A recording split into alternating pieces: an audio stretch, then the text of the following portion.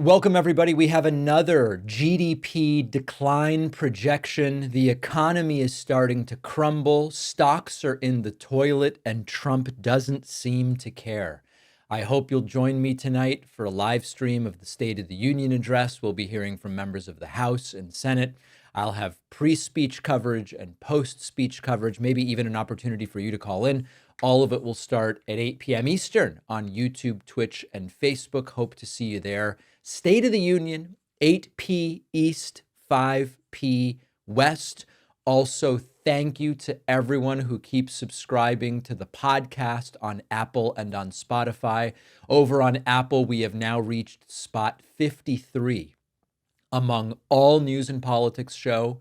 We just beat out Michael Knowles, that disgusting and despicable extremist. And hopefully we will continue on up. So remember, no matter where you watch, you can subscribe to the podcast. It's free. Spotify, Apple, really helps us. Listen, economic growth projections are collapsing. Donald Trump has enacted tariffs. Every sign is pointing to a crumbling economy, and Donald Trump does not care. Now, yesterday, I brought to you the unfortunate news that the Atlanta Fed has a new GDP projection, and it went from the expectation of about 2% growth after Q1 of this year down to a reduction in GDP of 1.5%. Well, Donald Trump, with the new tariffs that are enacted today, the counter tariffs from China and elsewhere, and other negative factors, the Atlanta Fed has reevaluated and now has issued an updated downward revision. And this is painful. Now expecting Q1 GDP to decline 2.8%, an economic shrinkage of 2.8%, despite Donald Trump and his acolytes and his suck-ups and his brown-nosers telling us he'll be so good for the economy that GDP growth is just going to explode and everybody will be doing so well. And meanwhile, Donald Trump's tariffs take effect today. Starting at the stroke of midnight Eastern, I guess Eastern, I don't know, imports from Canada and from Mexico will now be taxed. Yes, a tariff is an import tax at 25%, with Canadian energy products subject to 10% import duty. The 10% tariff that Donald Trump placed on Chinese imports in February is now doubled to 20%. Beijing immediately retaliated with tariffs of up to 15% on a wide array of U.S. farm exports. This is going to crush farmers. Trump insists that he was so good for the farmers in his first term. He wasn't. He actually had to bail them out. And now he is just going to crush them.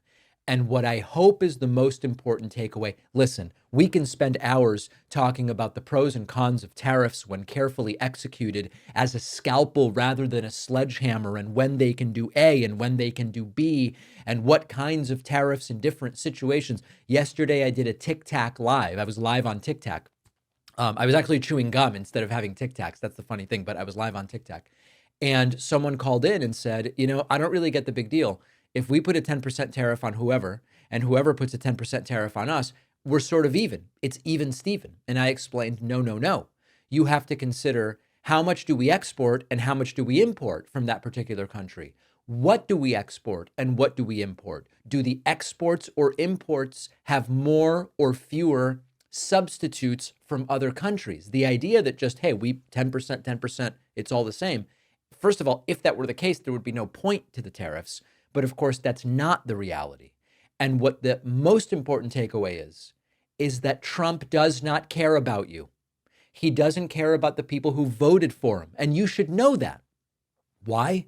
Because as a privileged New York City rich kid, Trump spent the first 68 years of his life trying to be kept isolated from the people that now he claims to care about. And quite frankly, most of the people who voted for the guy.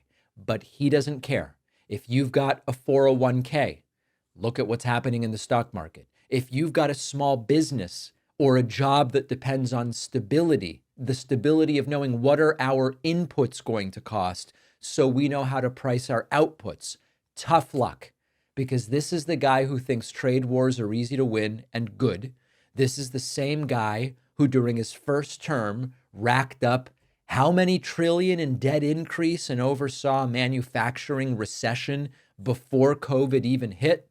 And now he's doing it again. I'm so sorry to be communicating this, but he doesn't care about you and he's doing it again. And let's look at his big boy powerful announcement when he explained what he was doing. It's just absolutely humiliating. The stock market crashed as Donald Trump was speaking yesterday, talking about how powerful and strong and alpha his tariffs are. And you could see in the lower right of the screen as the Dow Jones was simply collapsing. Let's start with Donald Trump's big declaration, big dump of information here. Tomorrow, meaning today, 25% tariff on Canada, 25% tariff on Mexico, and he did it. Watch the stock ticker in the bottom right of the screen. So we're going April 2nd, but... And I'm sorry, my logo is covering that up. Let me see if I can actually uncover that. Here, let's just go with this for now. Very importantly, tomorrow tariffs 25% on Canada and 25% on Mexico, and that'll start. So they're going to have a tariff. So what they have to do is build their car plants, frankly, and other things in the United States, in which case they have no tariffs. There you go. So it's all starting, and the Dow at one point down more than 800, nearly 900 points. And Trump was asked, can Mexico and Canada do anything so that you would change your mind here? Is there any saving grace where you would say, well, let's hold off? And Trump says, no, it's all set. And the stock market just tanked. Tariffs, is there any room left for Canada and Mexico to make a deal before midnight? And should we expect those Chinese tariffs, the extra 10% to take effect tomorrow? No room left for Mexico or for Canada. No, the tariffs, they're all set. They go into effect tomorrow. Tariffs, is there any room left for Canada? There you go. And then finally, just stunning stuff. This was as Trump continued speaking. You just see the stock market crashing, and this guy doesn't care about your 401k. He doesn't care about any of it. I'm a huge fan of Ronald Reagan, but he was bad on trade, very bad on trade. He allowed a lot of people, a lot of businesses to be taken. So I say that with due respect because he was so great on other things, but he was bad on trade. We are setting records right now. Records, yeah. The Dow was down 650 as Trump was telling us this. Records like nobody has ever seen before. When you have companies like this coming in and almost 40% of their company in one signature is going to be devoted to what he does, which... Yeah. So bottom line, a disastrous day in the stock markets. And I know that a lot of times when we talk about stocks, people write in, they go, David, a lot of people don't have stocks. Stocks are heavily concentrated. Yes, that is absolutely the case. But in this situation, this market instability, this decline, and by the way, so yesterday, 600 points down? We're already, as I speak right now, the Dow is another 700 points down.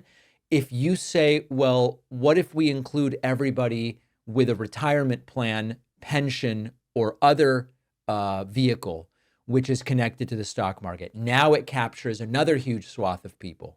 What about people who work at companies whose hiring versus layoffs are based at least to a degree on what's happening in the stock market? Now it encompasses an even greater share of all American workers. So those who laugh this off really do so at their own peril.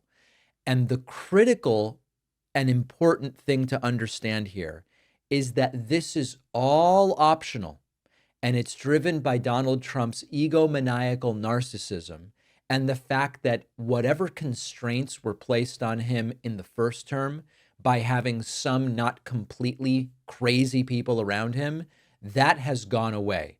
In that crazy Oval Office meeting with Zelensky, as you looked around the room, Marco Rubio, the Secretary of State, did look horrified, but he didn't say a damn word. And it was all enablers, the biased media like Brian Glenn piling on Zelensky for not wearing a suit, J.D. Vance laughing, Trump laughing. He has all enablers around him. And so when we talked about a second Trump term would be a disinhibited Trump, an unrestrained Trump, an unfettered Trump, this is what we were talking about. No one that at least he trusts who's willing to come to him and say, this is a bad idea. Why would we start this trade war? Look at what you're doing to the stock market. Now, if there's any hope to hold out here, it's that his rich buddies will come to him and say, you're killing my net worth by what you're doing to the stock market. And it's a crazy thing to be hoping that those are the people that will get Trump to think about something different here. But with Trump, we know what he's most impressed by is authoritarian dictators and really rich people. Hence Putin and Elon Musk being his North Stars, co-North Stars. And so we will see where this goes. It wouldn't shock me if tonight we get an announcement that he has backed off of the tariffs because of some concession he was supposedly able to achieve. It wouldn't shock me if these stay in place. Ugly, ugly stuff. And to a degree, I explain how it came to be that this is what we're dealing with in my forthcoming book, The Echo Machine. I have the first hardback copy in my hands right now. It's heavy, it's thick, the paper is beautiful, and the book smells great. You can order a signed copy at Brookline Booksmith, davidpakman.com/booksmith. Of course, Kindle, unsigned copies, audiobooks, they're available everywhere. The book will be out 3 weeks from today. Many exciting things going on, including a forthcoming trip to Austin, Texas, to promote the book. More about that very soon. So many different VPNs reach out to me wanting to advertise on the show, and I always turn them down because most of them do not pass the sniff test. Most VPNs are all owned by the same big mysterious company. They log your internet activity so they can sell it or give it to law enforcement. And these VPNs are just out to make a buck without really protecting your privacy.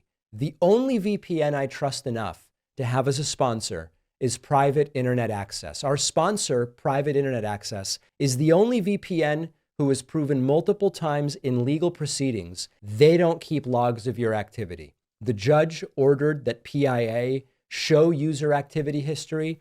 Each time they demonstrated they don't have the records. That no log policy is also independently audited by Deloitte.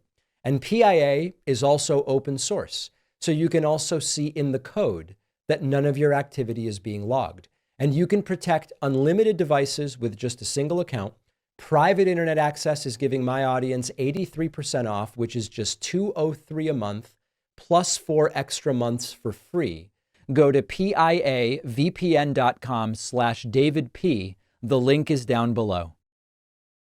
An unexplained limp in which Donald Trump drags his right leg is generating a series of new health fears about Donald Trump just after the very strange bruising on his hand was written off as coming from shaking people's hands by the White House, an explanation that, of course, none of us believed even for a second. Now, over the weekend, we're going to look at various videos. Donald Trump was filmed at Mar-a-Lago. And something seemed very, very off. As he stepped out of a golf cart, people noticed that something seemed up with that right leg, that Trump regularly drags that right leg in a way that seems strange. It's stiff, it's awkward, like he's pulling it instead of walking normally. And this is not just a one-off moment as far as Trump is concerned. There's another video from an event with Lara, in which Donald Trump similarly is sort of dragging that right leg and shifting around and trying to swing it rather than moving the leg under its own motion. And a lot of people looking at this extraordinarily closely. Now, of course, the internet immediately exploded and said, what's wrong with this guy's legs? He's moving it like it's made of wood. It's not normal. And it is absolutely the case that this is something that's been going on for a little while. Now, the immediate suggestions were, is this a neuromuscular issue? Is it drop foot? Is it nerve damage? Is it possible that Trump simply needs a hip replacement? And so because of the lack of strength in the ability to lift that leg itself using the femur, is he sort of using his body weight, substantial as it might be, to try to use momentum to swing the leg around? We don't know. Now, remember that Donald Trump also almost fell on the ground when he was trying to open a truck door in an incident during the campaign. And you similarly see that his control over that right leg seems quite limited. Ron Filipkowski put together this video where you see the strange behavior of that right leg in a bunch of different scenarios. And something here does seem to be going on. Now, oh boy, possible causes, as always, we are left to speculate. There's that right leg dragging once again as Trump brings pizza to firefighters. We have a total lack of transparency about Trump's health. Could it be a stroke or a mini stroke that explains this? Is it neuropathy or nerve damage? Is it drop foot, also known as peroneal nerve dysfunction? Could these be the early signs of Parkinson's? Is it as simple as osteoarthritis or a knee problem? A spinal issue? Myasthenia gravis? Is it gout? Could it be cognitive decline affecting motor function? We have no idea. Now, if Donald Trump's team were honest, they would just tell us what's going on. But the secrecy fuels the speculation. And of course, much like with the bruise on Donald Trump's hand, we know Trump's age. We can sort of make a guess about his weight. There's this history of odd public movements. This could be a big deal. It could be a temporary injury that's being hidden. It could be a near hip replacement that he needs but doesn't want to get. And it would be nice if the same people who screamed about Biden's age actually cared about Donald Trump's physical status. They don't seem to. Now, let me back up just a moment. Many of you will recall that both left and right-wing commentators speculated at the start of Donald Trump's term, which was just 5 weeks ago, something like 5-6 weeks ago, speculated that a Trump health event would be the defining political moment of 2025. And I have to tell you, just 5 or 6 weeks into this term, we have a number of unexplained medical situations. We have the right leg drag now, which is something that we're trying to figure out. What are the oranges of that? We have the very strange bruising on Trump's hand. And with all of it, the Trump medical records are so limited that we can't look at those and say, oh, you know what? In his medical record, he says he takes X medication. X medication can cause this. Or Donald Trump is on a blood thinner. The blood thinners can cause easy bruising. That explains the bruise. We don't have any of that. Because despite Trump claiming and Caroline Leavitt claiming and everybody around Trump claiming this is the most transparent administration we've ever had, we know very little about what's going on with Trump's body, which he claims is some incredible physical specimen. Well, tell us about it then. Tell us about it. We'd like to know. Until that time, we are only left to speculate about what is causing these bizarre physical appearances. Aid to Ukraine has been frozen. What a gift to Russian dictator Vladimir Putin. The Trump administration has officially frozen all U.S. military aid to Ukraine. And this marks, I would argue, the biggest shift toward Russia in modern American history. This is not just a policy change. This is a full-throated capitulation to Vladimir Putin. Trump lashed out at Ukrainian President Zelensky in the White House over the weekend. We covered that yesterday. He said this guy's ungrateful, as if Ukraine, which has been getting bombed and invaded for years, should be thanking Trump rather than fighting for its own survival. And the White House is now saying Trump's aid freeze is how they are going to focus on peace. Freezing aid to Ukraine eliminating its even theoretical ability to defend itself against Russian aggression, that is how you are going to push peace. And that is exactly what the Kremlin says every time it advances further into Ukraine and takes more land. They say, no, we are pushing forward to peace. And wouldn't you know it, Russia is thrilled that Trump has cut the aid. The Kremlin is referring to Trump's move as, quote, the best step toward peace, because, of course, it weakens Ukraine and it allows Putin to push forward unchecked even further. Now, France called it out immediately, saying this doesn't bring us closer to peace. This strengthens the aggressor, Russia, to be unrestrained in its ability to continue into Ukraine.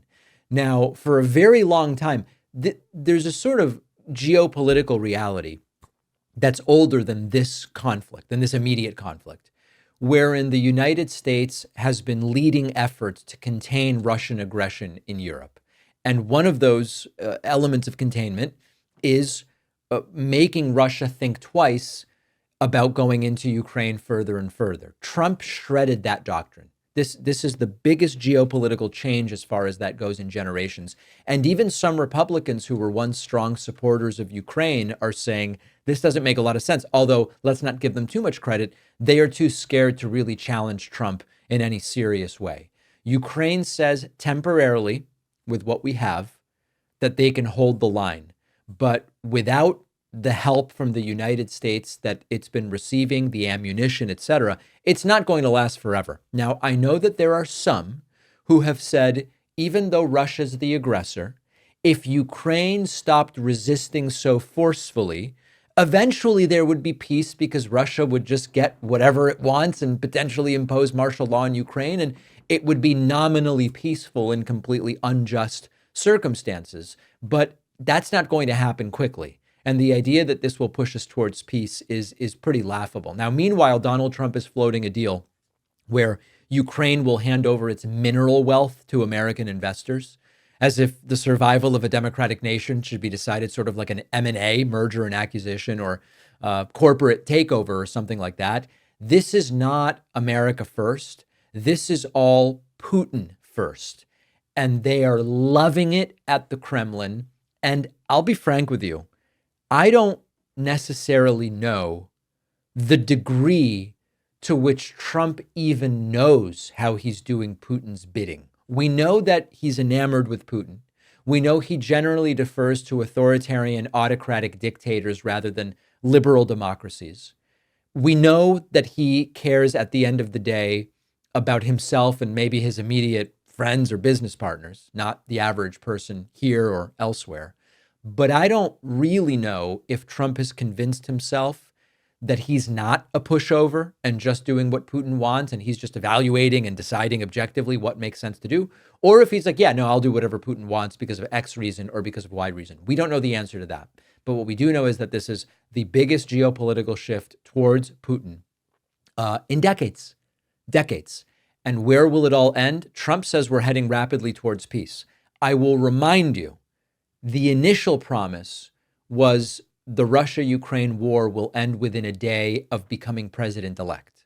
He pushed that back and he said, oh, it's going to end within a day of becoming president. They more recently have been saying we would love to have this conflict end within 100 days of being sworn in.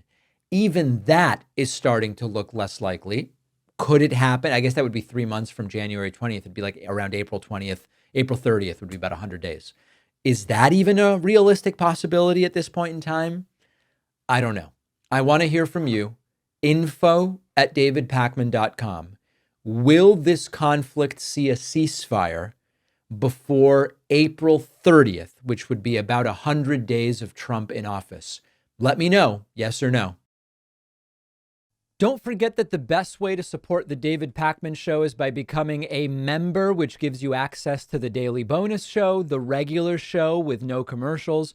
You also get access to our entire archive of every episode dating back a really long time and plenty of other awesome membership perks. Go to joinpakman.com, joinpakman.com.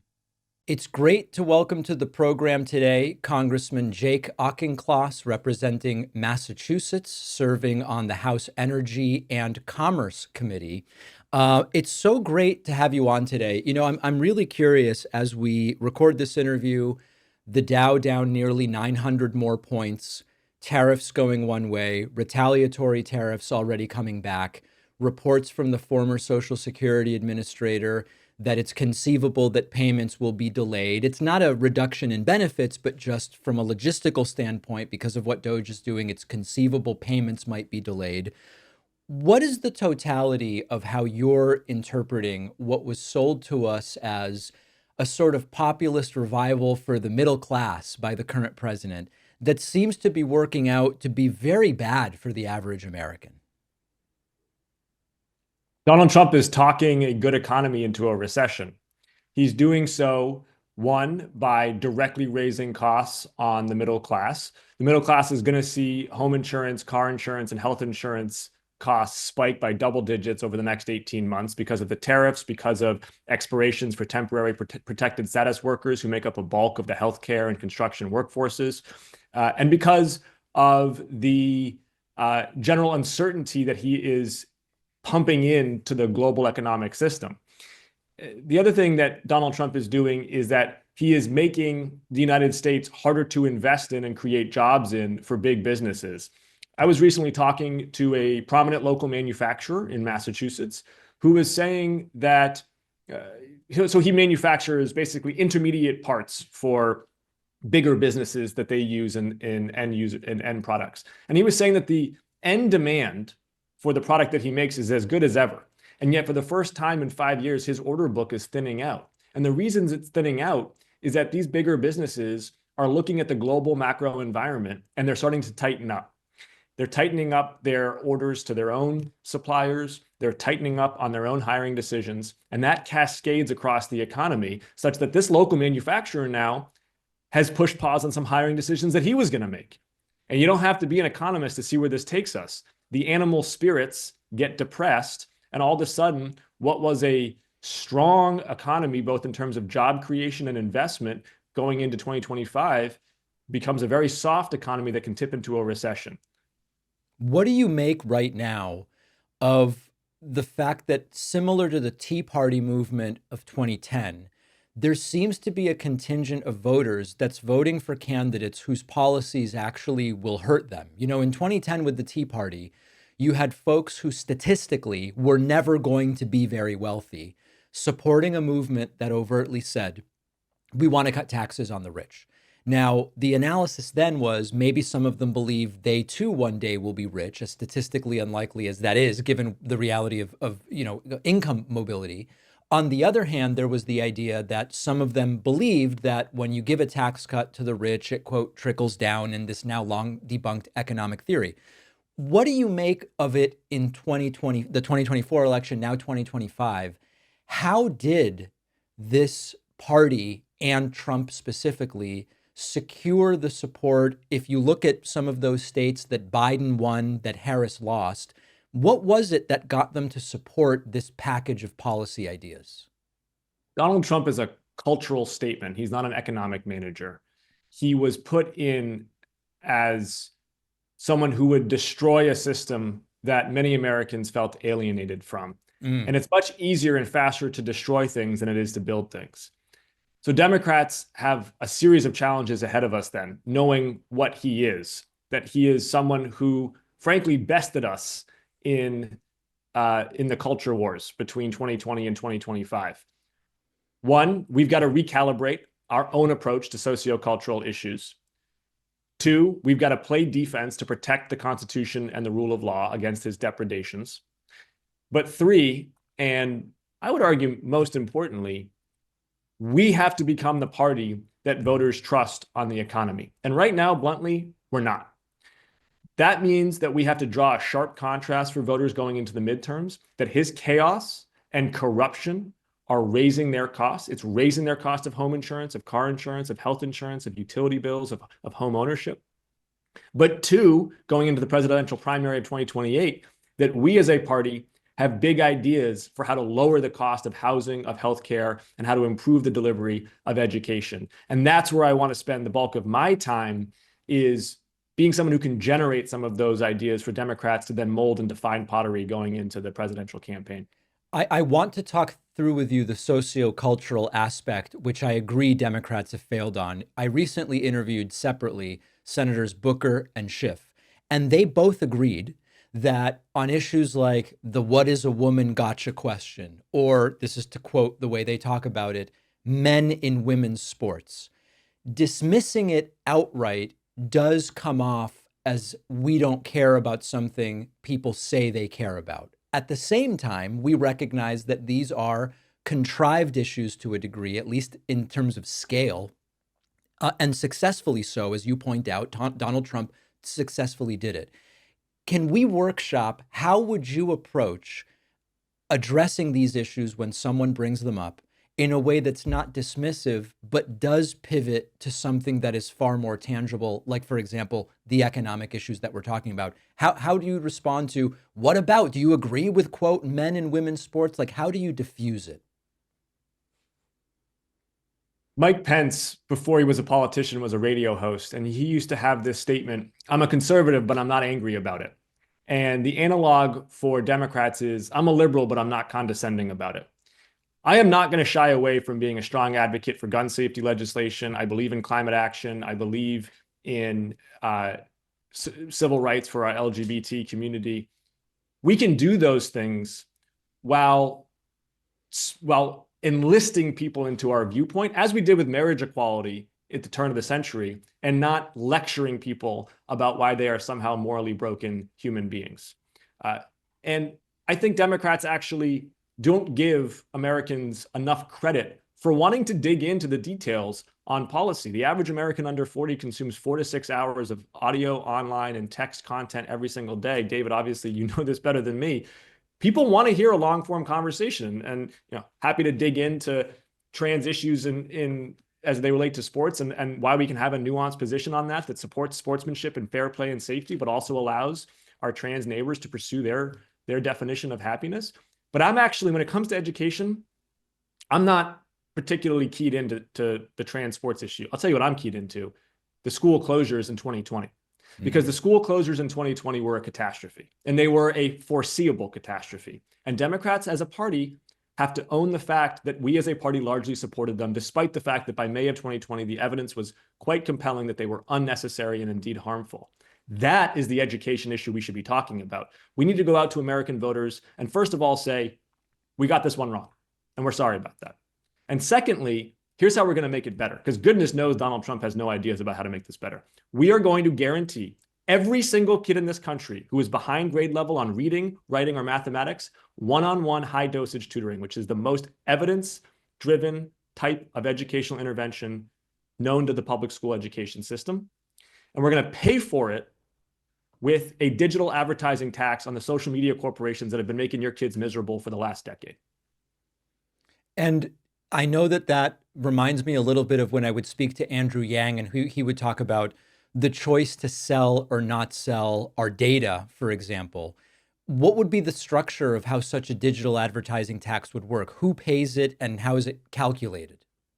The social media corporations pay it. Meta and Google would be the two biggest impacted. They make, in the United States alone, about $250 billion a year on digital advertising revenue. And the way to think about digital advertising revenue is it quantifies the value of Americans' attention spans.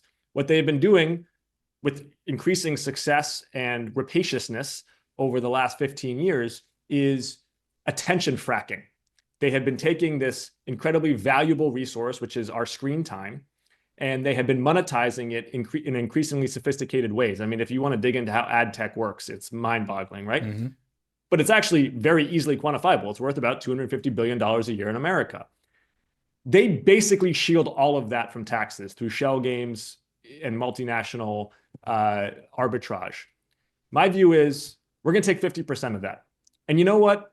Meta and Google, you're still going to be plenty rich. I mean, Zuckerberg's personal foundation is $250 billion. He's going to be able to make sure his legacy is sustained. They'll be still able to invest in AI. But we're going to take that money And we are going to invest it in exactly what you as social media corporations have undermined, which is one, our kids' academic and socio-emotional well-being, and we're going to do that through education. And two, trust as a society. And we're going to do that through an endowment for local journalism that offers grants to nonprofit local journalism enterprises throughout this country so that we can build trust from the bottom up. When it comes to the issue of crime, it was very interesting to see that during the campaign and in the exit polls, many voters, including some Democrats, felt as though the Harris campaign did not take seriously enough the concerns around safety of our communities. At the same time, the long-term data was very clear. Homicide down, violent crime down, property crime down, right? So there was this kind of conflict between the narrative around crime we were hearing at Trump rallies with the lurid stories that I'm sure you've heard, and at the same time, the prevailing data that we saw. One of the things, or go ahead, Jake, yeah. I'm a law and order liberal, and I'm going to push back on this a little bit. Okay. Am I wrong on the data or the perception? On the perception and on the data, actually. Oh, okay. You are right. The homicides went down from a spike during the beginning stages of COVID. Yep.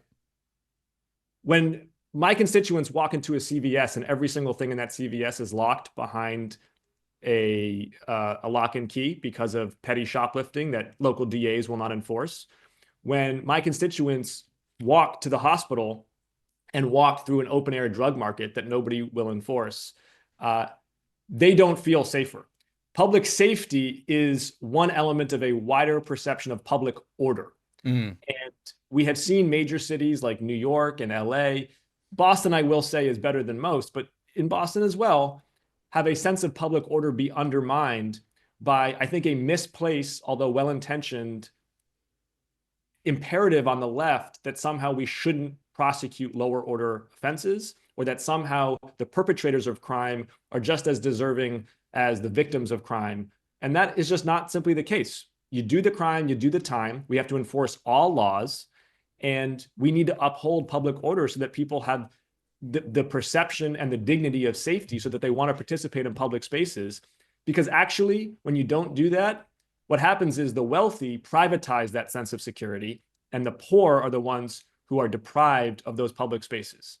In other words, the wealthy can always just buy their way out of the situation in a way that not everybody can. And so you actually defeat the longer term goal of the crime, of dealing with the crime to begin with. 100%.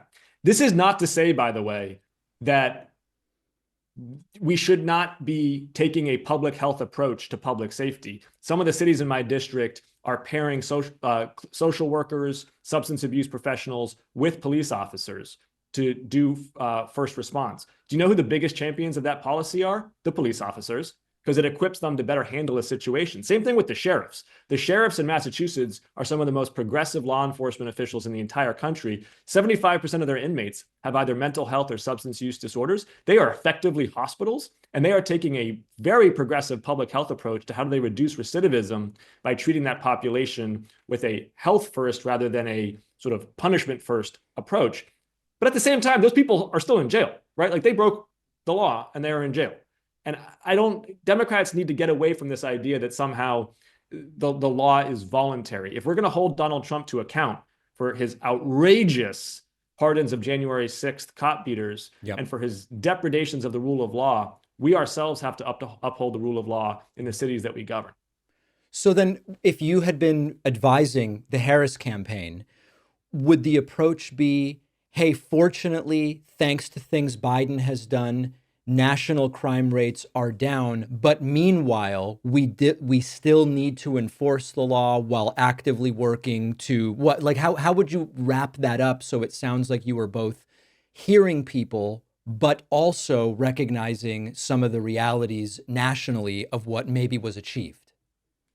Honestly, I'm not sure Kamala Harris needed my advice on this. If you go back and look at her book that she wrote, I think in 2008, she herself articulated it quite well in that, funding the police, supporting police along with other law enforcement and public health professionals is the idea that gets coded for politics, I think, is just a self-defeating idea for Democrats. That does not mean that we should support incarceration as the vector of rehabilitation. It's not.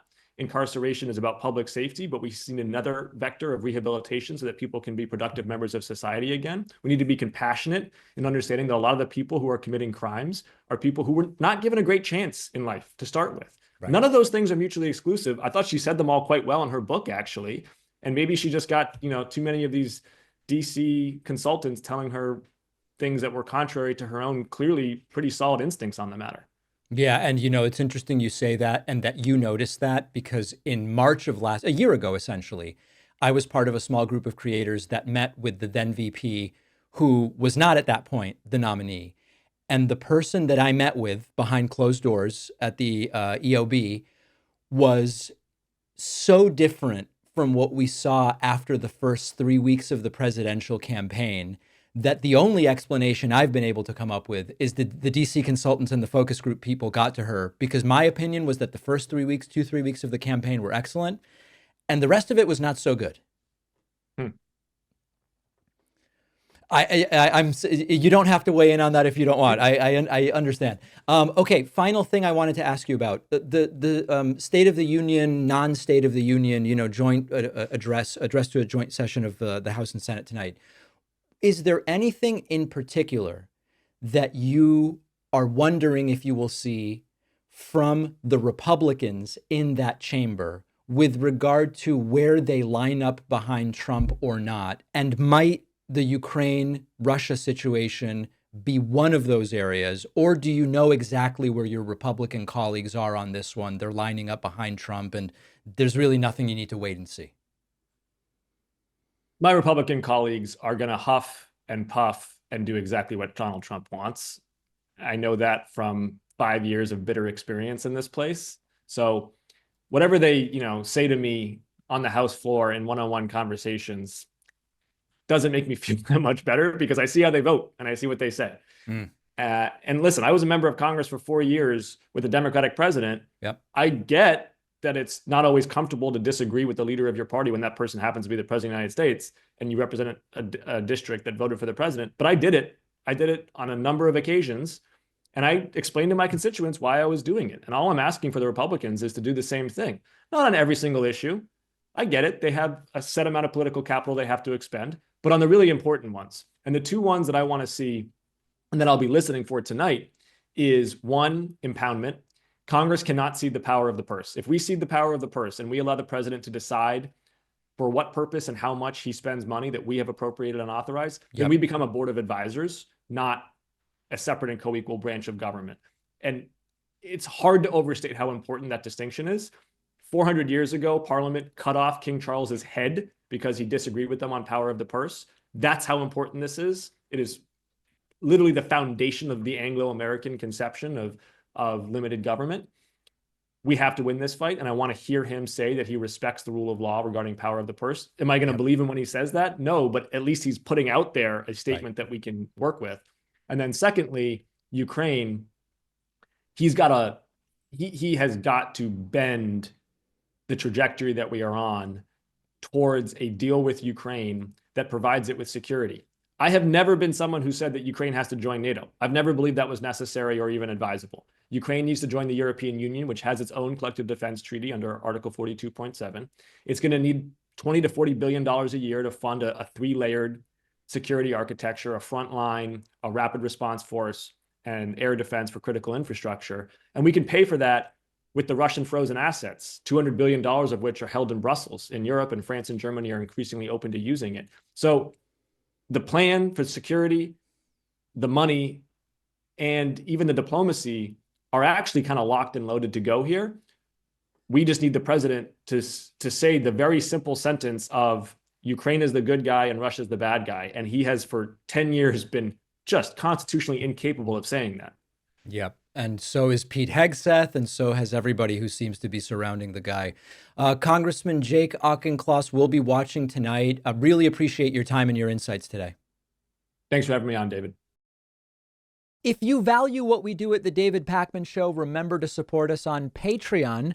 Go to patreon.com/David Pakman Show, where you can get access to behind-the-scenes videos, the daily bonus show, the commercial-free Daily Show. You can support the show for as little as $2 a month. Check it out at patreon.com/David Pakman Show. If you think that Elon Musk, Doge, and Donald Trump can't or won't mess with Social Security, it's time to think again, because for the first time in history, your monthly benefits are at risk of not arriving. Millions of Americans rely on Social Security to survive.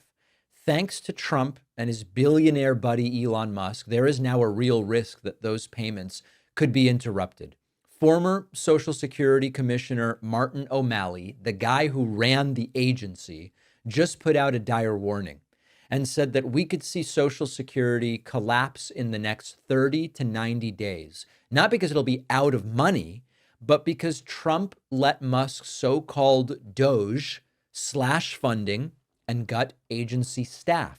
And they've already caused system outages. And if the system goes down, no checks, no benefits, no nothing. Now, who's going to get hurt? Is it going to be Trump and his friends? No.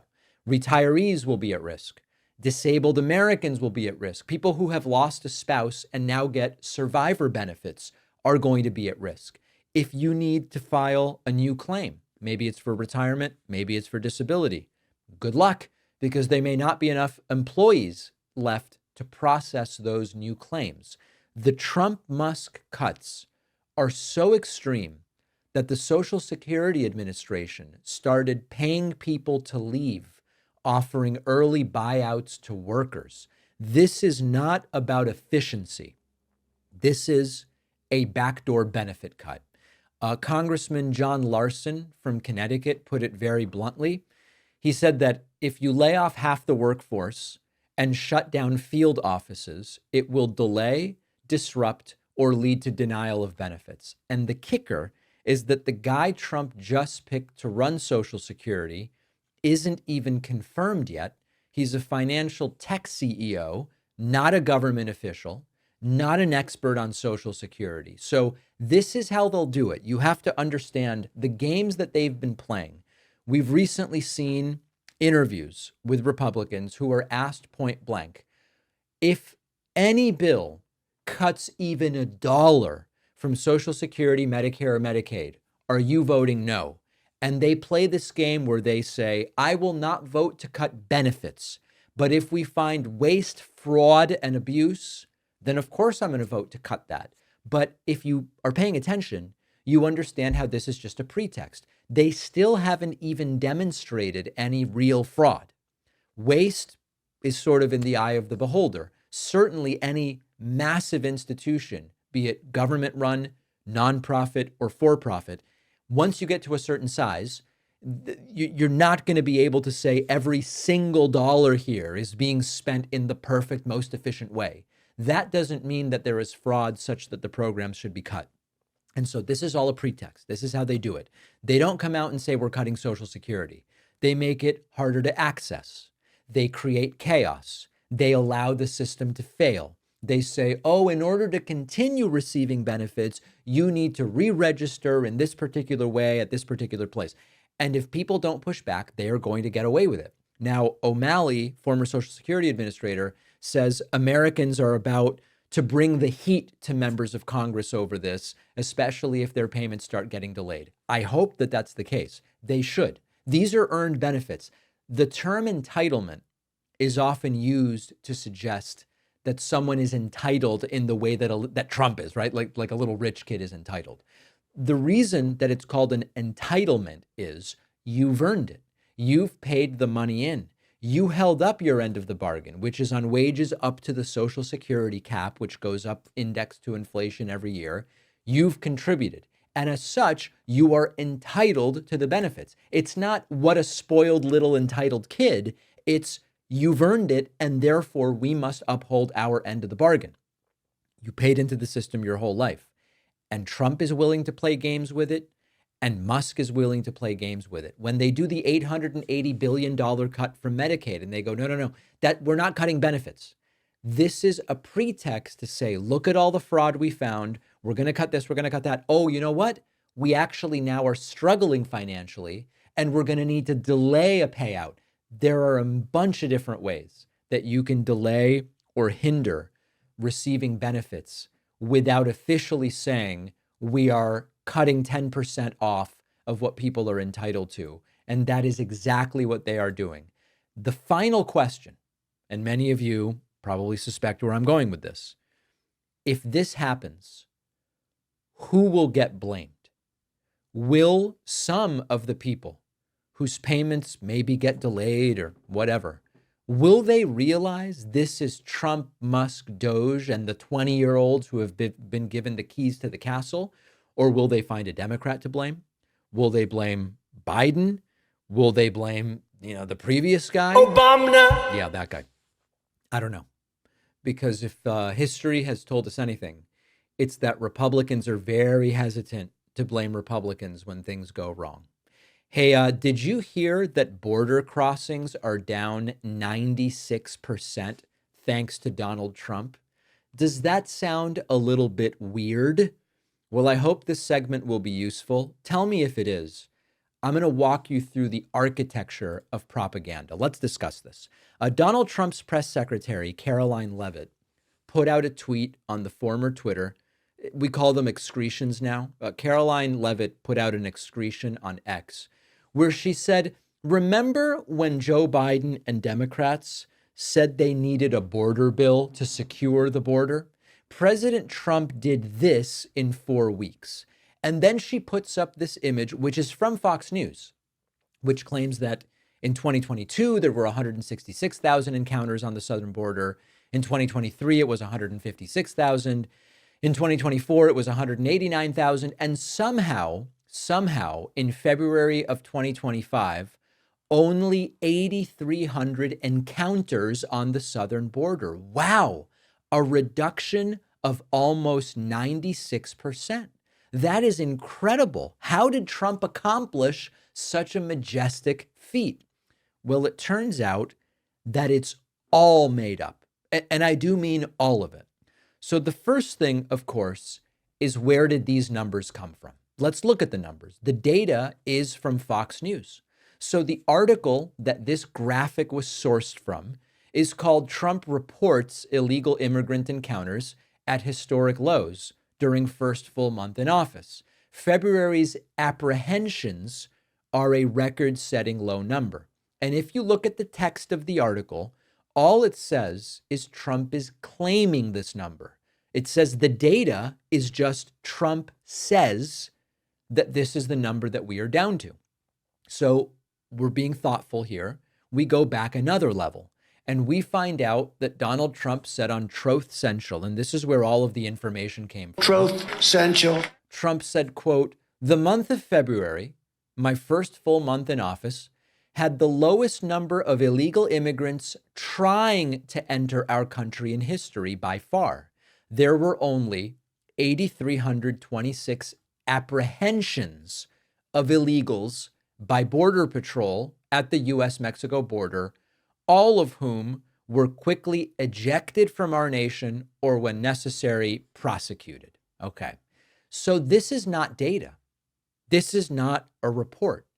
This is a post from Trump on Truth Social. And the key word here is that Trump is talking about apprehensions. Now, you should be critical thinking, right? You should already be saying, wait a second. If we go back to the Fox News post, it said there were 8,326 encounters, whereas in Trump's post, he says there were 8,326 apprehensions. Encounters, apprehensions, exact same number. But logic and reason should tell you some encounters don't lead to an apprehension. If you, as Border Patrol, encounter a farmer legally in the U.S. working on his field near the border, you have had an encounter, but there's no apprehension because there's no crime. Apprehensions are a subset of encounters. Encounters include people who were apprehended, people who were deemed inadmissible at a port of entry, voluntary returns, encounters with documented individuals. All apprehensions are encounters, but not all encounters lead to an apprehension. And yet, you have Fox News saying we had 8,326 encounters, and Trump says we had 8,326 apprehensions. Something doesn't sound right. So then we go back further, and we go to Customs and Border Patrol. and you look at the official data. And what we find is that the data includes not only apprehensions, but it also includes people who showed up at a port of entry and said, I would like to come in, and were deemed inadmissible. They are legally trying to get in and are told you can't come in. Nothing, there's no crime, there's no undocumented. It's just someone who showed up and said, I would like to come in, and they were told you can't come in for whatever reason. This should be a bigger number when you say how many people were actually apprehended versus how many encounters. The encounter number should be much bigger. And what you see is that the numbers that Fox News puts up for past years, like for example, February of 2024, are both apprehensions and inadmissibles. And they are comparing the big number, apprehensions and inadmissibles, to the supposedly, if you believe Trump, only apprehensions, which is a much smaller number, 8,326. Imagine if I came to you and I said, look, in 2022, 100,000 cars broke down. In 2023, 110,000 cars broke down. In 2024, 95,000 cars broke down. And in 2025, only 6,000 cars broke down. And then you look at the data and you realize that for 2025, I'm only including cars that broke down due to a tire blowout. But for previous years, I'm giving you all vehicular breakdowns, engine fire and O2 sensor, whatever. That would be very unfair. It would be deceptive. In fact, if you really want to compare apples to apples, we don't have the February number yet. It just hasn't been published. You go to Customs and Border Patrol and you look at the data. We do not have the February 2025 number yet. Now, that didn't stop Trump from putting this post out on Truth Central. It didn't stop Fox News from then carrying that number as if there's any semblance of reason to think it's true. And it didn't stop Caroline Levitt from then posting about it to Twitter. And then it didn't stop Elon Musk from retweeting what Caroline Levitt posted. And it's nonsense. Now, there are two other issues. They are choosing February of 2024 even as the comparison number. However, the last full month that Joe Biden was in office was December. And there were only 47,000 in December. So why would we even compare February to last February? Well, you could say there's a seasonality to it. Okay. But if the idea is to show the failures of Biden, it would make more sense to look at a more recent number to say, is the drop really that significant from where we've been? Now, there's one other problem with citing this data, and we've talked about this before. You can argue a low number of apprehensions or a low number of encounters, it doesn't matter. You can point to a low number as a sign of success, or you can point to a high number as a sign of success. Let me explain that and explain to you why this is also so bogus. Imagine that you want to celebrate a low number of encounters and apprehensions.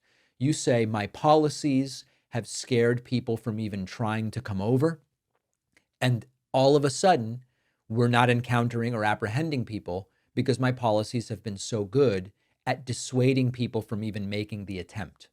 On the other hand, you could also say the reason that encounters and apprehensions are down is because we are not properly funding Border Patrol. We don't have enough Border Patrol agents. It's sort of the, if you don't test, you'll have no COVID cases. So you could similarly make the argument, if you had a high number of apprehensions, we're doing a hell of a job. Look at how many people we are apprehending and sending back. And so the point here is, whether you have a high number or a low number, you can always argue that it's a sign of success. The number is so low because we're doing such a great job of preventing people from even coming over. The number is high because we're doing a great job at actually catching people before they get into the country. Either way, Trump would be claiming success. But in this particular case, the numbers are completely made up in the sense that we don't have the February data yet. Is this useful? Is breaking this down layer by layer useful in any way to you? Let me know if so. info@davidpakman.com. All right, tonight's the State of the Union address. I'll be live at 8 p.m. Eastern, 5 p.m. Pacific, YouTube, Twitch, and Facebook. I hope that you'll join me. We also have a bonus show today. The cryptocurrency of Trump has collapsed, and Trump supporters have lost $12 billion. Oh boy. As egg prices are continuing to soar, now up 33% since Trump took office, U.S. Customs and Border Protection is cracking down on egg smuggling. People are smuggling eggs into the United States. And finally, Andrew Cuomo is attempting a political comeback, running for mayor of New York City. And so far, Democrats seem okay with it. We will talk about all of those stories and more when I am joined by producer Pat on the bonus show, whose Mexican investigation continues. Remember that in 3 weeks, my first ever nonfiction book, The Echo Machine, will be available. I am doing a bunch of interviews promoting the book, a bunch of trips promoting the book. You can get signed copies at davidpakman.com/booksmith. It's really happening. I'll give you an update on pre-orders tomorrow or the next day. And remember that we are doing what we can to beat back the right-wing podcasters. We are making a concerted effort, no matter where you watch the show. Help us by subscribing to the podcast on Apple Podcasts and Spotify. If you are so kind as to leave a review, it's even more helpful for us. We are up to 53 in the Apple rankings. Where might we be tomorrow? I have no idea. I'll let you know.